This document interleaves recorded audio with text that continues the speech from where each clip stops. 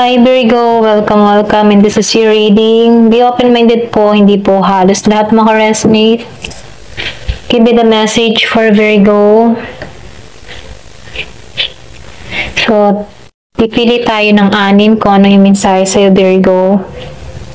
Thank you nga po pala sa mga nagsusubscribe at sa mga bumabalik. Maraming pong salamat.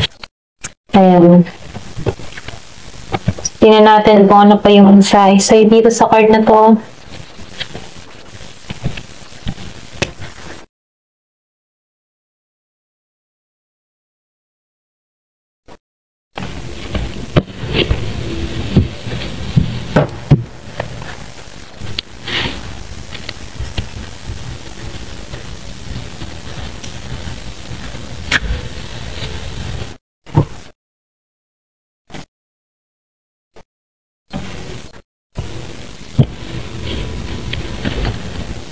Ayan. Lipat ko lang muna dito. Give me the message. So, ano yung mensahe sa'yo? Meron ditong death. Cross. May cross. Owl. Moon. Rainbow. Meron dito na clock.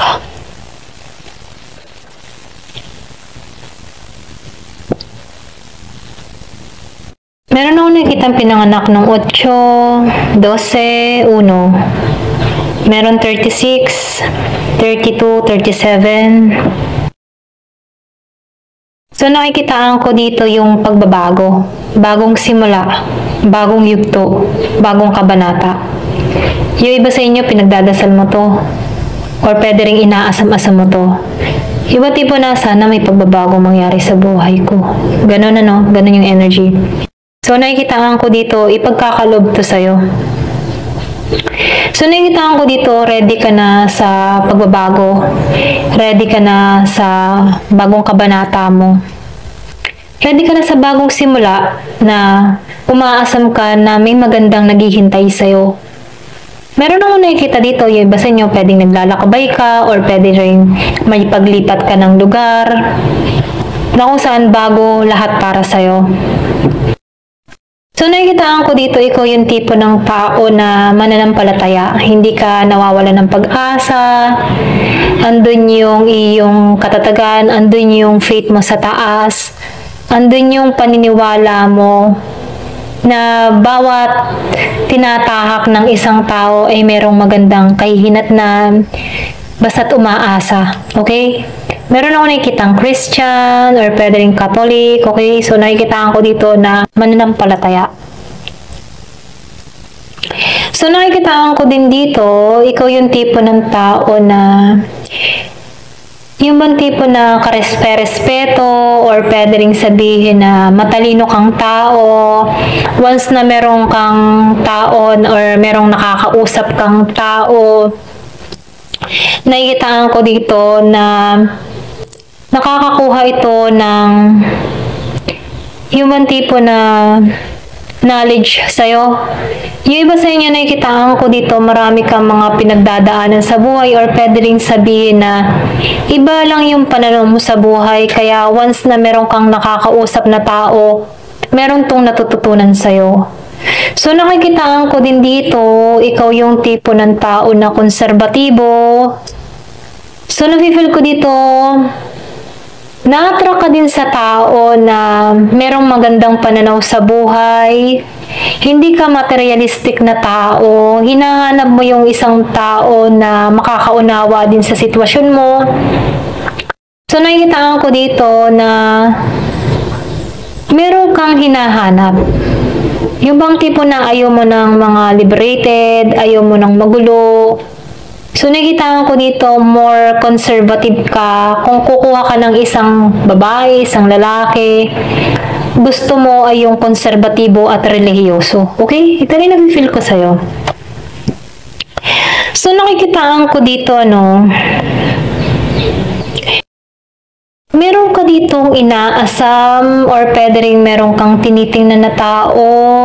Meron ako nakitang nakatitig, nag-i-stalk, or pwede rin merong tinutuklas na informasyon about sa'yo, or pwede rin ikaw meron kang tinutuklas, meron kang inaalam.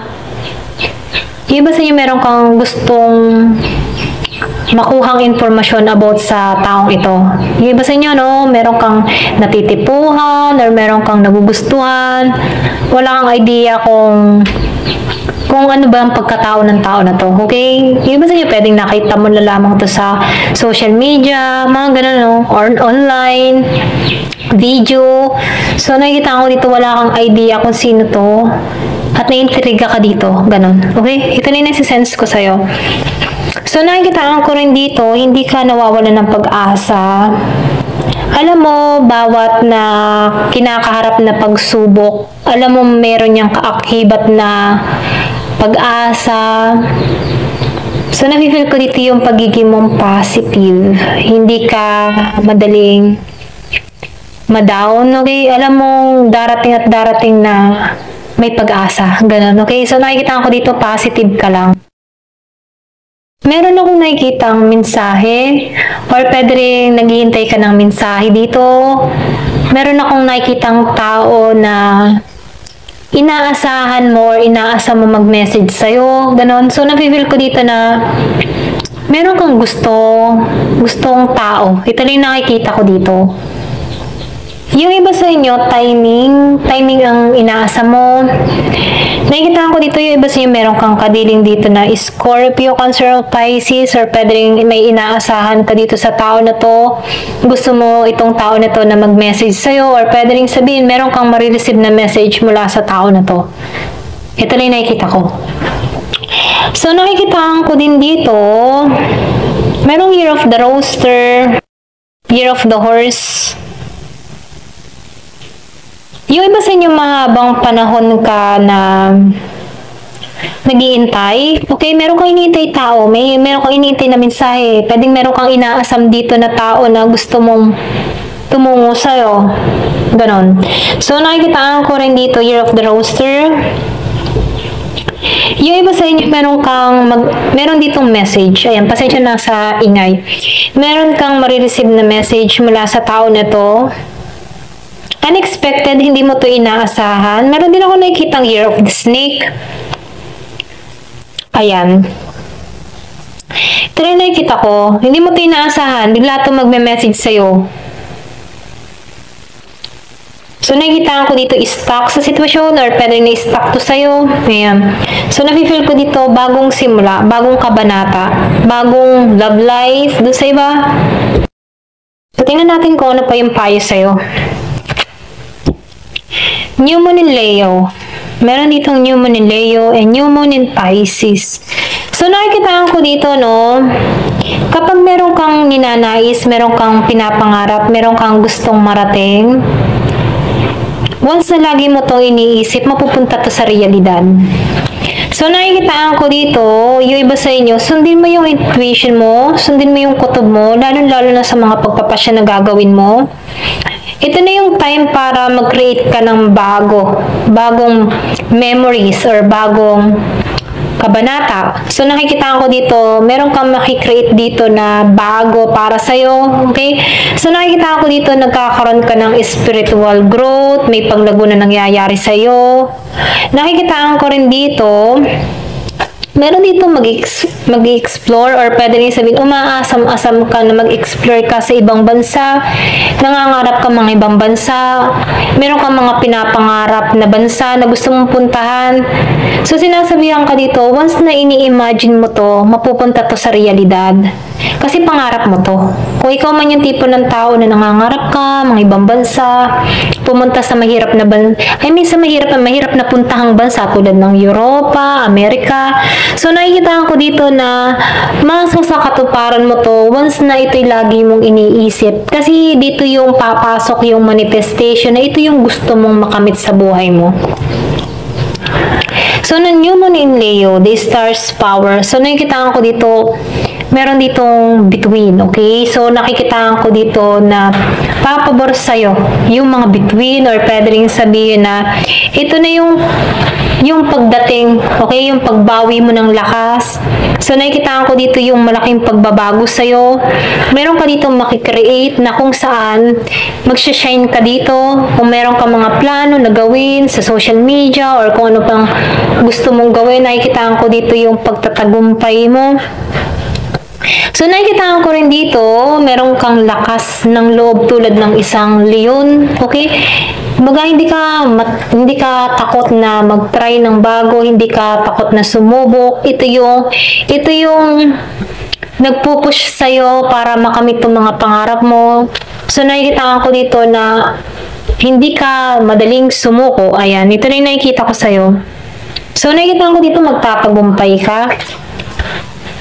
Door of serenity, door of nature.